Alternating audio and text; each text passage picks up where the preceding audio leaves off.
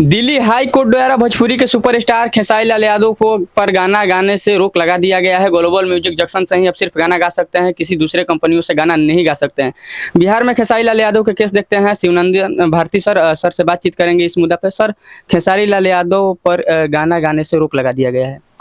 देखिए, अभी जो ऑनरेबल दिल्ली हाई कोर्ट का जजमेंट है तो वो गाना गाने पर रोक नहीं लगाया गया, यही लोग नहीं समझ पा रहे हैं। उनको गाना गाने पर, फिल्म बनाने पर, इसके अलावा स्टेज शो करने पर कहीं कोई रोक नहीं है। केवल वो सेलिंग के लिए था कि थर्ड पार्टी को नहीं बेचेंगे सिवाय ग्लोबल म्यूजिक के, यही मूल बात यही है। सो लोगों के बीच में जो ये चर्चाएं हैं कि वो गाना नहीं गाएंगे, खेसारी लाल यादव का कैरियर चला गया, ये सब एकदम एक समझिए कि वो भ्रम है, झूठी अफवाह है और कुछ नहीं है। देखिए, सबसे पहले तो आप समझिए कि ये जो ऑनरेबल दिल्ली हाई कोर्ट का जो जजमेंट आया है वो स्पेसिफिक परफॉर्मेंस के रिगार्डिंग था कि इसमें ब्रीच ऑफ कॉन्ट्रैक्ट का इनके ऊपर ये कहा गया कि उन्होंने जो एग्रीमेंट किया था उस एग्रीमेंट के मुताबिक इनको 2025 तक इनको ग्लोबल म्यूजिक के लिए लगभग 200 गाना गाना था और इसके एवज में ग्लोबल म्यूजिक को 5 करोड़ रुपया इनको पेमेंट करना था।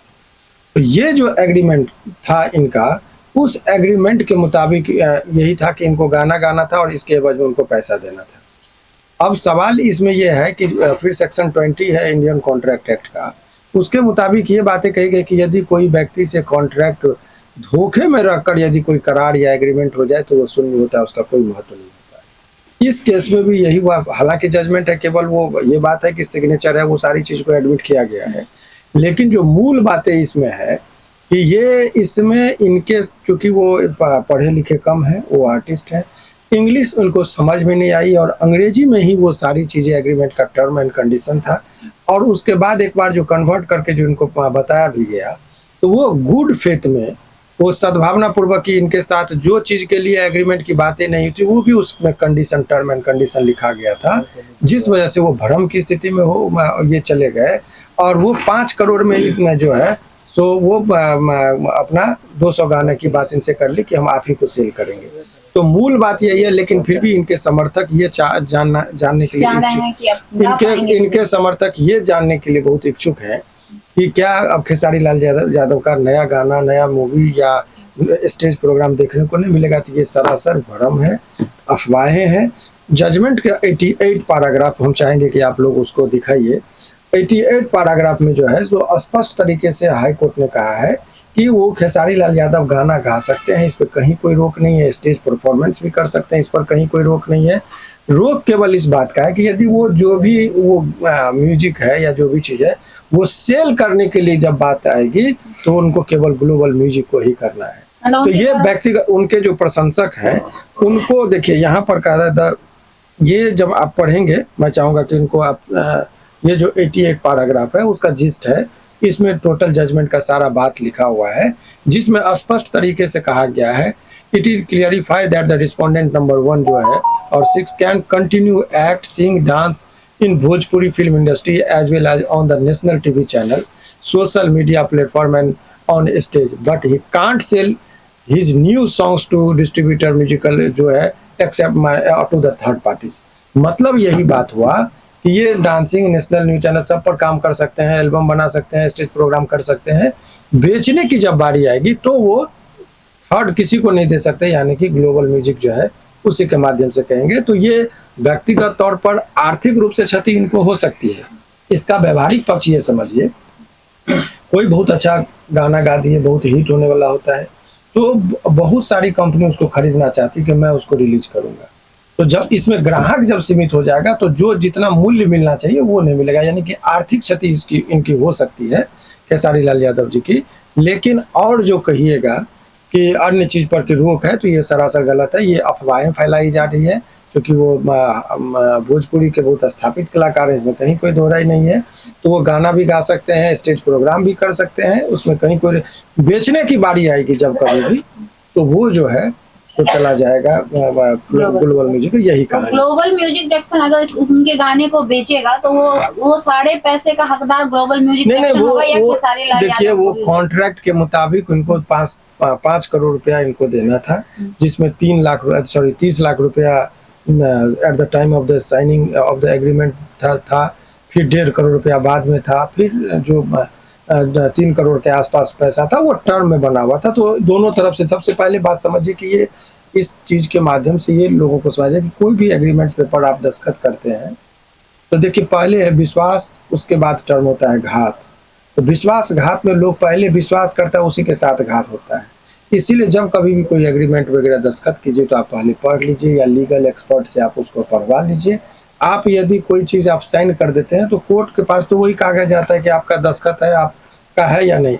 इंटरनल क्या मटेरियल उसमें है, कंटेंट्स क्या लिखा गया है, उनको वो समझ नहीं पाए और उन्होंने दस्तखत कर दिया। इसमें कि ये गलत हमारे साथ थोड़े कर सकते हैं, यही चीज़ है। लेकिन इनको क्योंकि वो इंग्लिश में लिखा हुआ था, उस सारे टर्म को समझ नहीं पाए, जिस वजह से उनसे धोखे में रखकर उनसे दस्तखत करा लिया गया। अब इस चीज़ को अब इनके पास विकल्प जो है अपील में जाने का, वो जा रहे हैं, तब वो क्या होगा। लेकिन फिलहाल इनके गाने और सिनेमा बनाने पर कहीं कोई रोक नहीं है। ये एक अफवाह फैला जा रही जो गलत है।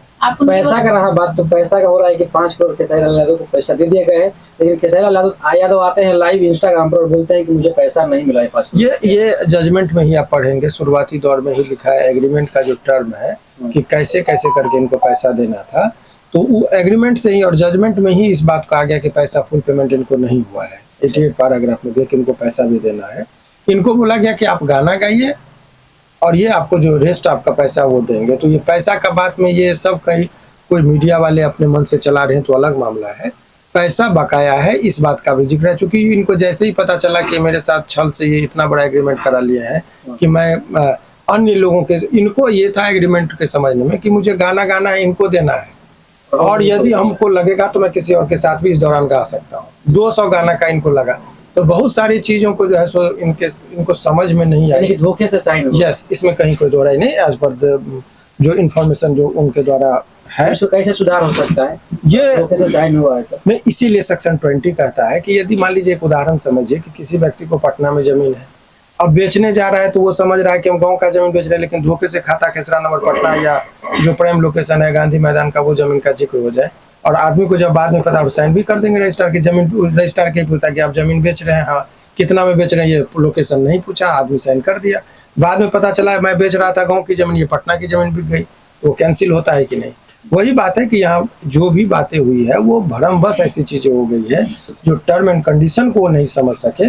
इससे यही सीख मिलती है कि जब कभी भी कोई पेपर वगैरह दस्तखत कराइए तो नहीं समझ में आए तो आप अपने लीगल एडवाइजर से दिखा के तब दस्तखत कीजिए तो ज्यादा बेहतर क्या है। उसका कोई समाधान है कि? समाधान बहुत है। यदि मिस्टेक ऑफ फैक्ट को यदि एस्टेब्लिश कर देंगे तो ये जितना इनको लॉस होगा वो भी भरपाई आपको ग्लोबल म्यूजिक को ही करना पड़ेगा।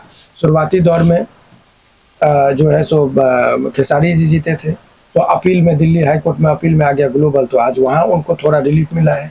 क्या पता इस जजमेंट को भी सुप्रीम कोर्ट क्रैश कर दे या एलपीए में डबल बेंच हो जाए तो ये कर दे। तो बहुत सारी ऑप्शन इसमें बची हुई है। इसीलिए अभी तत्काल इनको आर्थिक क्षति है और कोई चीज़ नहीं है, और आर्थिक क्षति भी हो जाने पर लोग थोड़ा सा ये होता है। तो ये कह देना कि खेसारी लाल जी पर जो बहुत टिक्का टिप्पणी हो रही है कि इन्होंने पैसा ले लिया, ये सब सारी बातें गलत है। वो जजमेंट में ही इस चीज़ का जिक्र है। खेसारी लाल के जितने फैंस उनके गाने वीडियो सुन सकते हैं। एक पर एक मूवी भी आएगा उनका, वो रुकने वाले नहीं है। और पैसा का देखिए ज़्यादा कि नहीं, लालच थोड़े में गुजारा होता है। जो ज़मीन से जुड़ा हुआ कलाकार है वो बहुत, इससे उनके जो लिविंग स्टाइल रहे हैं वो खेत में भी काम किए हुए, तो आदमी को उनको पैसे से बहुत ज़्यादा फर्क नहीं पड़ता है। उनके प्रशंसक है, उनके जो अभी वो लाइव आकर जो लोगों से अपील कर रहे थे कि लोगों ने उनको बनाया, ऐसा उन्होंने कहा, तो उस सबसे बहुत ज़्यादा फर्क उनको नहीं पाए। पैसा को वो भरपाई कर लेंगे, लेकिन गाने वगैरह पर रोक नहीं है। वो एक्टिंग भी करेंगे। सो ये इसलिए भी बहुत ज़्यादा चीज़ें इधर उधर की बातें कराई जाती है कि हर जगह कंपटीटर होता है। तो स्टेज प्रोग्राम जैसे लोग होता है, लोगों को दिमाग में ये चला जाएगा बात कि ये स्टेज प्रोग्रामिंग नहीं कर सकते हैं, तो कोई बुक कराने नहीं उनके पास जाएंगे। किसी को पता चल जाएगा कि ये गाना नहीं गा सकते हैं तो उनके पास लोग नहीं जाएंगे।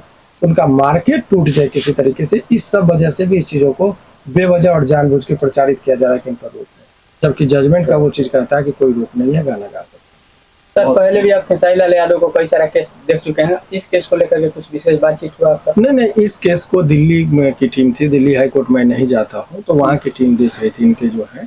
ये तो इनका जो भी बिहार का था केस वगैरह वो मैं देखता हूँ। जैसे अभी जो उनके बच्ची को लेकर विवादित गाना गा दिए थे, उस सब सारे चीज़ को बिहार के संदर्भ में जो भी चीज़ था मैं देख रहा हूँ। ये केस वहाँ दिल्ली में की जो टीम थी वो देख रही थी। यह केस अगर आपको मिलता है देखने के लिए तो क्या देखकर किस तरह के? नहीं वो मैं देखूँ, ये अगर इसमें बहुत जजमेंट का जो चैलेंज किया जाता है, इसमें मैंने कहा ना कि मिस्टेक ऑफ फैक्ट को जो है सो वाइड है, तो जब एग्रीमेंट ही वाइड है तो फिर उसमें जो है सो इंट्रीम ऑर्डर का कोई खास महत्व नहीं होता है। तो सब चीज़ों पर फिर स्पेसिफिक परफॉर्मेंस की बातें कही गई है, तो सब चीज़ों को आप लॉ पॉइंट पर डिस्कस अभी कर देना उचित नहीं होगा। वो केस की बातें जब कोर्ट में की जाती है पहले तो ज़्यादा बेहतर। सर 30 सितंबर 2025 से पहले Khesari Lal Yadav global music junction के अलावा किसी और कंपनी को गाना देना चाहते हैं? ये वो जजमेंट आ जाने के बाद वो दे सकते हैं। अभी ये चैलेंज कर रहे हैं और बहुत जल्दी इनके पक्ष में फिर से आने की संभावना है, और ये न्यायपालिका पर इनको पूरा भरोसा है, बहुत जल्दी उनको उम्मीद है कि न्याय इनको मिलेगा। लेकिन फिलहाल तब तक ये सिर्फ ग्लोबल म्यूजिक जंक्शन को ही गाना हाँ गाना गा सकते हैं, रोक नहीं है।